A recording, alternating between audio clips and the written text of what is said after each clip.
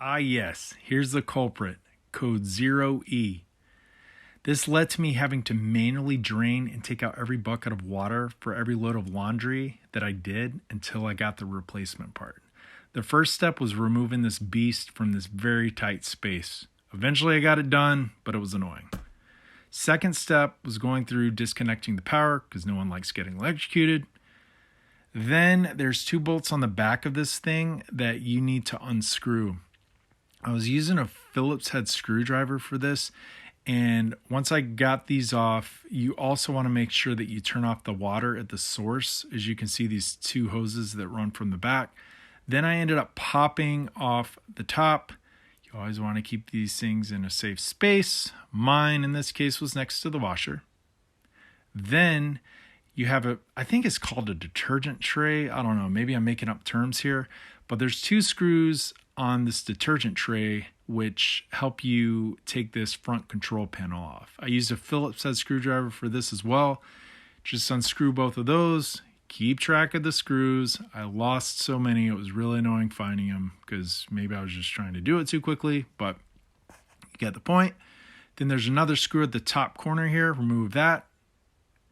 Then this should pop off super easy. It actually took me a lot longer because it's the first time I'm doing it. I did not pull out any of the electrical wires because obviously that leads to more things that could break when reattaching. There was a front panel here that I needed to remove so that I could access the drain hose and the thing to the right of it, which is where it catches lint and other junk that could potentially cause problems. But you want to make sure you drain this. As you can see, whoop, there's some water right there. Let me fix this thing. Okay, got sweet Nalgene. Hopefully I don't drink out of this, or I do clean it before I drink out of it because this water is nasty. It smells horrible. Looks like I'm good to go here. It's almost out. Okay, good to go. So there's two screws on the front of this washing machine that you want to end up taking off. Again, I think, yeah, these are Phillips head screws as well that you can take off. There's only two. There's one at the bottom and there's one in the top left corner. Very easy to get out. So yeah, I'm trying to think of a cool story here, but can't think of one. Just drain the water from the hose, I guess. All right, took this thing off, good to go. Then there's this wire. You want to take this off because this holds this rubber piece to prevent it from leaking. Expand that spring, should come off easy. Then there's a latch here. It's like a locking latch, and it's got two screws on it. This takes, I think, Phillips head screwdriver to get these off too. Like I said, there's two screws. You want to undo both of those. And then there's a plug behind it, which plugs in. And I actually had a lot of difficulty getting that thing off. I ended up having to take the this locking mechanism off to unplug it, but eventually got it done. And as you can see here, it even took me long. And this is after actually cutting down a lot of the video. All right, dude, hurry up. There we go. Okay.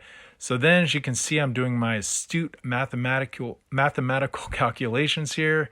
There's 1, 2, 3, 4, 5, 6, and then there was one on the bottom. So again, Phillips head screwdriver on this. Took all of these fun screws off. At some point, I wanted to spare you guys the gory details. I ended up actually cutting my finger on this metal and slicing it open pretty well, and blood went everywhere, and it was disgusting. So when you're removing this, you want to be sure that you're wearing gloves, which I'm not because I'm an idiot. And yeah, definitely be careful with these sharp edges because they can slice skin open pretty easily. Oh, look, there we go. Did not unscrew the bottom one. Here we go. Let's see if I can figure that out. Unscrew it. What's your deal? All right, I think I got it. Pop that thing off, put that in a safe space too. Here are the drain hoses. So these account for water being collected and then pushed out the back. They've got hose clamps on them. You'll want to be sure that with these hose clamps, you use needle nose pliers and are very gentle with these hoses so as not to pierce any of them.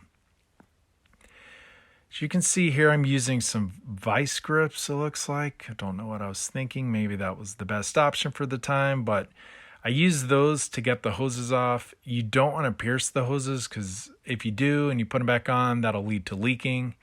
I was trying to be very, very careful here, and as you can see, I'm using pliers on these bolts. There's a panel underneath the actual drain pump itself that attaches to the washer. 3 bolts. I'm using everything but what I should be using to try to get these screws out. Don't know what I was thinking. Then it dawned on me, hey, I've got a ratchet set. Let me use those. Lo and behold, super easy. Got those things off. I really don't know why I didn't think of that to begin with, but hey, live, learn. Then I took the drain panel out.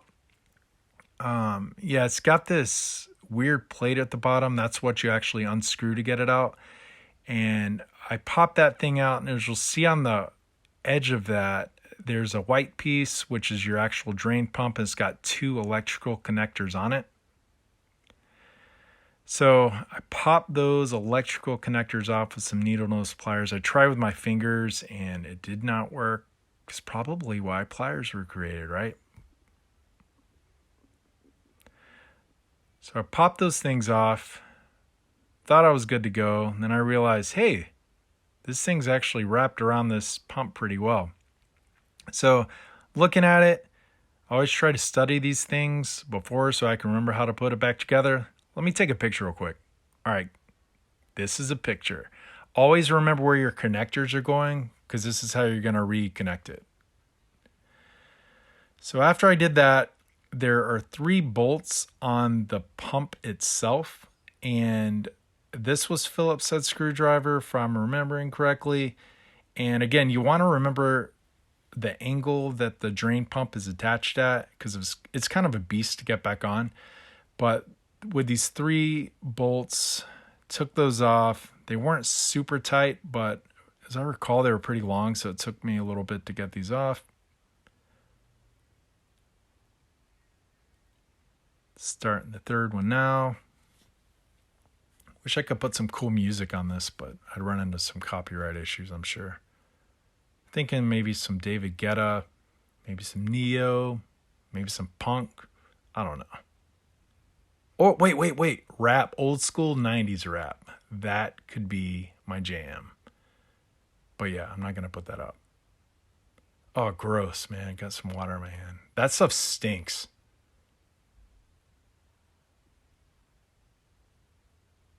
All right, so I got that off. I think it popped off fairly easy, or maybe it didn't. Yeah, you can tell. So that was a legit dry heave. So I was not supposed to do this. So you see I'm trying to pry it off the white. There was actually a much easier way. The pump itself actually pops. Well, actually you don't take the black part out of the white. It's just, it all comes in one unit. So this is the unboxing. This was very non-climatic or exciting, but this was my new part. I ended up making sure that they match, did a lot of research online, and this is really just plug and play. So this was a new part. Yeah, as you can see, it's got the connectors there on the back. So I got that, made sure everything fit snugly, fit tightly. And then I cleaned off this pump mechanism to make sure there was no mold and stuff in it because LG washers, for some reason, have mold issues. But I ended up going in, I cleaned that off. And then once I ended up getting it cleaned off, I reconnected those electrical connectors from, the previous picture I had because I probably would have crossed them and then short-circuited something, which would have led to a fire and not been good for anyone. So as you can see, I'm looking at my phone here. Yeah, there we go. That was the picture.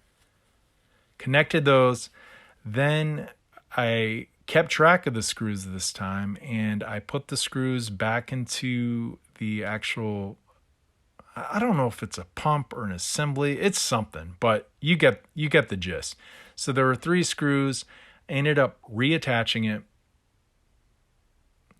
Then All the other electrical connections, you want to make sure that they follow generally the same wiring pattern in terms of where they're connected to, how they're attached. Slide this thing back in. I'm really hoping for the best here. It's kind of a beast to get back in, I remember. All right, so lessons learned. Use a ratchet, not pliers, to unscrew a screw. On number 2, just a word of note on this, there were rubber pieces underneath the plate where when I was reassembling these, it took me a long time because some of those did not have the rubber pieces in between the plate and the washer. So make sure those are in when you're doing it.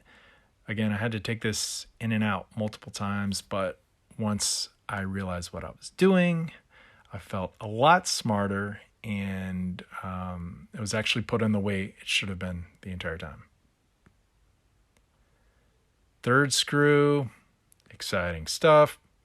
All right, I'm just going to speed this up for you guys. So this is a part where you're reattaching the hoses to the drain pump. From the picture earlier, you want to make sure that you connect the hoses in the right manner. I got that completed. You reattach the locking mechanism and should just snap into place fairly easy. I just got sick of it, so I think I just threw it up in here and said, forget it. Let me try to put this front panel back on. All right, this is a little tricky to get in, and what you need to do is kind of make sure everything's in alignment so that you can put these screws back in. I had a little bit of trouble. I think I started off with one here just to get everything somewhat in alignment. And then once I did, I ended up reattaching this locking mechanism for the door. And that first step, I made sure that the electrical connection was good. Then got the the locking mechanism in, made sure that the door would actually close. Then properly went through, reassembled the front panel, good to go. Screw these in. My son decides to make an appearance. I don't even remember what he was talking to me about. Oh, see ya. He waves goodbye. Hey guys, good news is you made it to the end. The bad news is my battery died, so you can't necessarily see how to reassemble everything. All you have to do is look at the steps, just put them in reverse order, and voila, you're good to go. If you run into any issues when reassembling, shoot me a comment, but hopefully this fixes your issue. I appreciate you guys watching. If you liked it and want to see other videos in the future, hit subscribe. Peace.